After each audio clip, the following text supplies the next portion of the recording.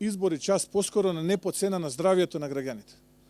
Она кое што денеска како консензус го донесовме, претходните говорници ви го пренесоа, го потврдив и јас, претпоставувам и тие после мене ќе го потврдат, дека во текот на следната недела, откако ќе ги добиеме информациите од овие институции, ќе бидат константа во делот на одлучување за тоа како понатаму.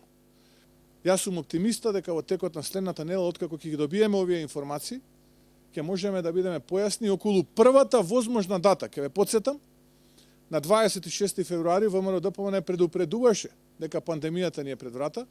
На 12 и 13 март имавме состанок кај техничкиот претседател на владата, господинот Спасовски. Никој тогаш не зборуваше за одложување на избори. 6 до 7 дена потоа се тепавме кој прв да излезе и да напише статус или да одржи пресконференција кој ќе ги одложи изборите. Да не се доведеме во таква ситуација,